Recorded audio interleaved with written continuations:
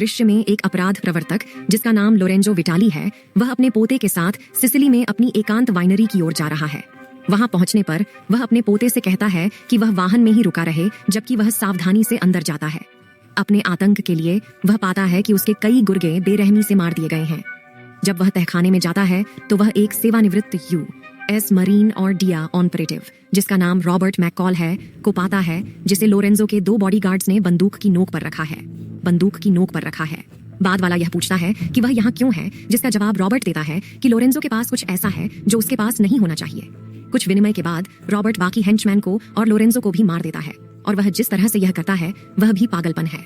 वह अपनी बंदूक को एक आदमी के चेहरे से होकर मारता है। मुझे नहीं लगता कि यह संभव है।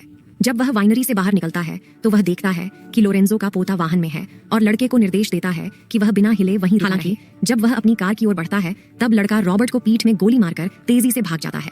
चोट के बावजूद रॉबर्ट मुख्य भूमि पर वापस जाने के लिए एक फेरी में सवार होता है। उसी रात अमाल्फी तट पर गाड़ी चलाते समय रॉबर्ट गाड़ी रोककर बेहोशी में चला जाता है, गोली लगने के कारण। कुछ समय बाद एक स्थानीय कार्बिनियर जिसका नाम जियो बेनुची है उसे इस हालत में पाता है और उसकी मदद करने का फैसला करता है। वह उसे इटली के एक दूरस्थ तटीय शहर अल्तामांते में ले जाता है, जहां एक डॉक्टर जिसका नाम एंजो है उसका इलाज करता है। होश में आने के बाद एंजो रॉबर्ट को बताता है कि जियो ने उसे बचाया। वह यह भी पूछता है कि क्या जियो ने एक अच्छे या बुरे आदमी को बचाया, लेकिन रॉबर्ट को जवाब देने का तरीका नहीं पता। जब वह घर लौटने का प्रयास करता है, एंजो हस्तक्षेप करता है, जोर देकर कहता है कि उसके घाव को ठीक होने में समय लगेगा और उसे रुकने की जगह देता है। एंजो रॉबर्ट की देखभाल करता है और 3 दिनों के इलाज के बाद वह छड़ी की मदद से चलने लगता है। एक दिन वह शहर का पता लगाने के लिए बाहर निकलता है, गलियों में पुलिस से खुद को छिपाते हुए। अंततः वह एक स्थानीय कैफे में पहुंचता है, जहां वह मालिक और वेट्रेस अमीना से मिलता है। उसने चाय मांगने के बावजूद उसे उनकी सबसे अच्छी कॉफी परोसी। तुम सही कह रहे हो। उसके थोड़ी देर बाद जियो अपनी बेटी गैबी के साथ अपनी नियमित यात्रा पर कैफे आता है और रॉबर्ट से मिलता है। जबकि अमीना उसकी बेटी का मनोरंजन करती है, जियो रॉबर्ट की कार की चाबियां सौंपता है और स्पष्ट करता है कि उसने अभी तक उसके बैग नहीं देखे हैं। जियो यह भी बताता है कि उसने रॉबर्ट की कार स्टेशन के पीछे पार्क की है और जब भी वह बेहतर महसूस करेगा उसे वापस ले सकता है। अगले दृश्य में रॉबर्ट CIA वित्तीय संचालन समूह को गुमनाम कॉल करता है और एमा कॉलिंस नाम की एक एजेंट से बात करता है। वह उसे सिसिली में वाइनरी के बारे में और कैसे यह अवैध ड्रग व्यापार से जुड़ा हुआ है, जिसे सामान्य व्यापारिक लेन देन के रूप में छिपाया गया है, उसकी जानकारी देता है। यह जानकारी देने के बाद वह फोन को अक्षम कर देता है। दूसरी ओर एम्मा अन्य CIA ऑपरेटिव्स के साथ सूचना का आदान प्रदान करती है। रॉबर्ट अगले कुछ दिनों तक शहर में घूमता रहता है और अंततः वहां के स्थानीय लोगों से परिचित हो जाता है। इस बीच वह कामोरा के बारे में भी जानता है, एक इतालवी माफिया गैंग जो शहर के लोगों को उनकी कमाई पर परेशान करता है और नियमित भुगतान की मांग करता है। दूसरे शब्दों में वे बुरे लोग हैं और रॉबर्ट एक अच्छा इंसान है। यही सब कुछ है जो आपको वास्तव में जानना चाहिए। एक दिन रॉबर्ट ने देखा कि एक स्थानीय समुद्री भोजन विक्रेता जिसका नाम एंजेलो है, उसे कैमोरा के एक उच्च रैंकिंग सदस्य मार्को क्वारंटा द्वारा पीटा जा रहा है। जाते समय उसने एंजेलो को धमकी दी कि वह अगले हफ्ते पैसे वसूलने वापस आएगा। इसके बाद गैंगस्टर्स एक बड़ी इमारत की ओर जाते हैं, जहां किमोरा का नेता, जो मार्को का भाई विंसेंट क्वारंटा भी है, जबरदस्ती उस जगह को खाली करवाने की कोशिश कर रहा है। पता चला है कि कोमोरा अपनी भव्य योजना पर काम कर रहा है। नए होटल, रिसोर्ट और कैसीनो बनाकर शहर का व्यापारीकरण कर रहे हैं। एक इमारत के कमरे में एक बुजुर्ग व्यक्ति व्हील चेयर में बैठकर गैंग का पालन करने से इनकार करते हैं। नतीजतन गैंग के सदस्य उस बुजुर्ग आदमी को खिड़की से लटका देते हैं, उसे मरने के लिए छोड़ देते हैं। अगर आपको अभी तक नहीं पता था तो वे बुरे लोग थे। दूसरी ओर रॉबर्ट और एंजो एक सुखद रात्रि भोज वार्ता साझा करते हैं और रॉबर्ट उसकी दैनिक कामों में मदद करने पर जोर देते हैं। अगली सुबह वह एंजो की ओर से बाजार जाता है और एंजेलो की दुकान पर जाकर मिलता है। दयालु एंजेलो किराने का भुगतान स्वीकार करने से इनकार करते हैं, यह कहते हुए कि यह उनका सम्मान है कि एंजो का दोस्त पहली बार उनकी दुकान पर आया है। इस बीच एम्मा और अन्य CIA अधिकारी रॉबर्ट की सूचना पर कार्य करते हुए जांच करने के लिए वाइनरी पहुंचते हैं। वहां वे लाखों नकदी के साथ साथ एक स्टोर रूम में छिपाए गए अवैध नारकोटिक्स से भरे बैग भी उजागर करते हैं। इन गतिविधियों के उनकी नजरों से बाहर होने पर आश्चर्यचकित एम्मा और उनके सहयोगी फ्रैंक कॉनरॉय इस मामले की गहराई में जाने का निर्णय लेते हैं। एक बरसात के दिन एंजो रॉबर्ट के घाव की जांच कर रहा होता है, जब बाद वाला उससे यह पूछता है कि उसने उसका इलाज किसी एम्बुलेंस या पुलिस को शामिल किए बिना क्यों किया।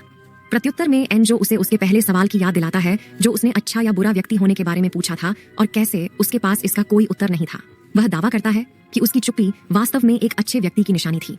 अगली शाम रॉबर्ट अपने बैकपैक्स को इकट्ठा करके शहर छोड़ने की तैयारी करता है, लेकिन 1 घंटी की आवाज से वह रुक जाता है। तभी वह देखता है कि शहर के लोग एंजेलो की दुकान की ओर दौड़ रहे हैं, जिससे उसे भी उनका अनुसरण करने की प्रेरणा मिलती है। पता चलता है कि मार्को और उसके गिरोह ने एंजेलो की दुकान को जला दिया है क्योंकि वह भुगतान करने में असमर्थ था। इस प्रभुत्व के बावजूद शहर के लोग कुछ नहीं कर सकते थे सिवाय बेबसी से देखने के। बाद में रॉबर्ट कुछ नगरवासियों के साथ मिलकर एंजेलो की मदद करते हैं गड़बड़ी को साफ करने में। इस बीच जियो आगजनी की फुटेज की समीक्षा करते हैं और इटालियन सेंट्रल पुलिस को एक वैन के बारे में पूछताछ के लिए फोन करते हैं जो एंजेलो की दुकान के बाहर देखी गई थी।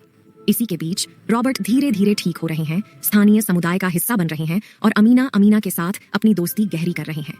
वह अल्तामांते के स्थानीय व्यंजनों का और अधिक अन्वेषण करते हैं, अंततः कस्बे के अनुकूल हो जाते हैं। इस सब के परिणाम स्वरूप किमोरा का हस्तक्षेप करना और अल्तामांटे की परेशानियों में अपना प्रभाव लाना उसे उम्मीद से कहीं अधिक परेशान करता है। एक सामान्य दिन में रॉबर्ट को अमीना की कैफे में अपनी कॉफी का आनंद लेते हुए देखा जाता है जब वह एम्मा को चुपके से अपनी तस्वीर लेने की कोशिश करते हुए देखता है।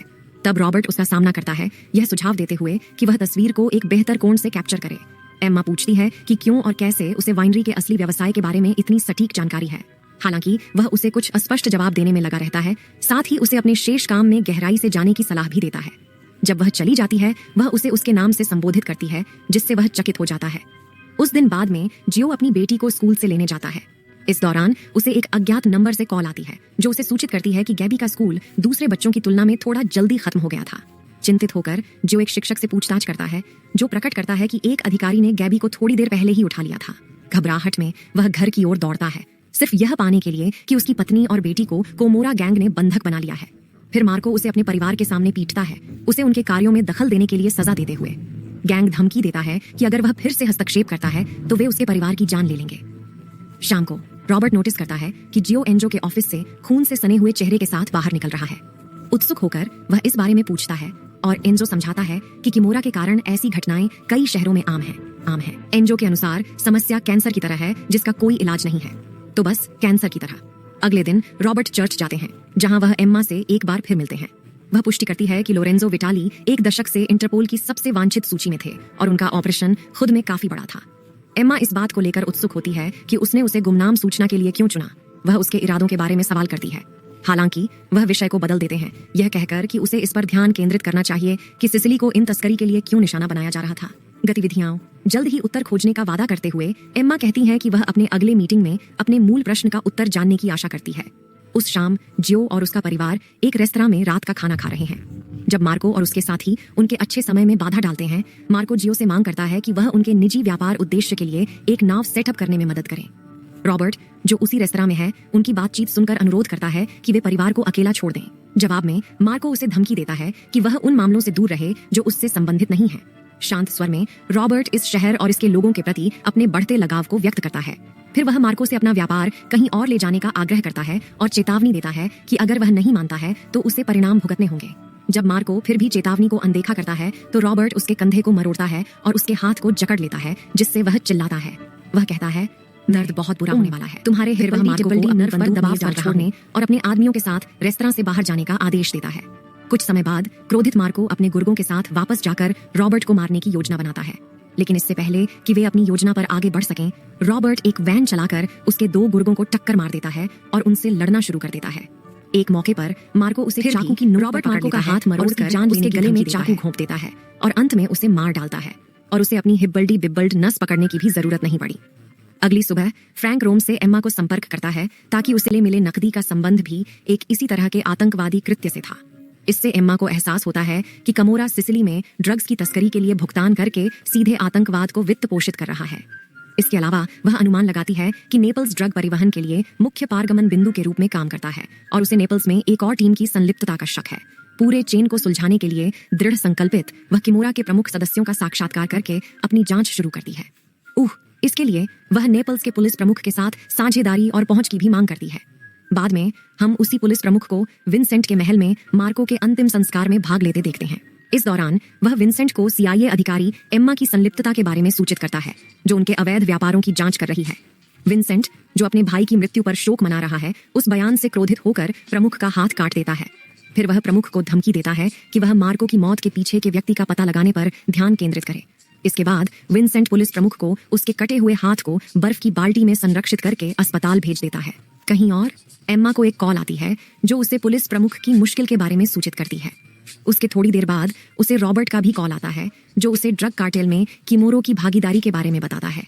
पहले के स्टेशन हमले से जुड़े हुए रॉबर्ट का कॉल अनजाने में एम्मा की जान बचाता है, उसे विंसेंट के उसकी कार पर प्लान किए गए बम हमले का शिकार होने से रोकता है। इसके बाद एम्मा को तुरंत मेडिकल सहायता के लिए अस्पताल ले जाया जाता है। वहां वह फ्रैंक से मिलती है और उसे किमोरा के बारे में सचेत करती है। सब कुछ जानने के बाद फ्रैंक उसे आश्वासन देता है कि वह बाकी के ऑपरेशन को संभाल लेगा। उस शाम विंसेंट जियो और उसके परिवार को बंधक बना लेता है और धमकी देता है कि अगर उसके भाई के हत्यारे नहीं आते तो वह उन्हें पूरे शहर के सामने गोली मार देगा। जब विंसेंट को कोई जानकारी नहीं मिलती तो वह जियो के कान को गोली मार देता है और धमकी देता है कि अगली गोली से उसे खत्म कर देगा। ठीक उसी समय रॉबर्ट विंसेंट के सामने प्रकट होता है और उससे बंधकों को छोड़ने के लिए कहता है। वह दावा करता है कि वह अपहरण कर लिए जाने और यातना दिए जाने के लिए तैयार है, लेकिन नगर के लोगों के सामने नहीं। हालांकि विंसेंट, जो अपने भाई की तरह ही अभिमानी है, इनकार कर देता है, यह जताते हुए कि स्थानीय लोगों को किमोरा के खिलाफ परिणाम देखने चाहिए। लेकिन विंसेंट उसे मार पाने से पहले नगर के लोग इस घटना को रिकॉर्ड करना शुरू कर देते हैं, जिससे गैंगस्टर पीछे हट जाते हैं।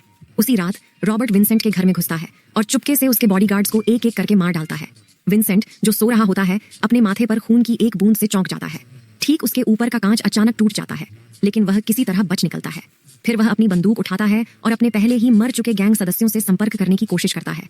थोड़ी देर बाद रॉबर्ट उसके पास आता है और उसे उसकी अपनी दवाओं की घातक खुराक लेने पर मजबूर करता है। विंसेंट अपने महल से भागने की कोशिश करता है, लेकिन रॉबर्ट उसका पीछा करता है।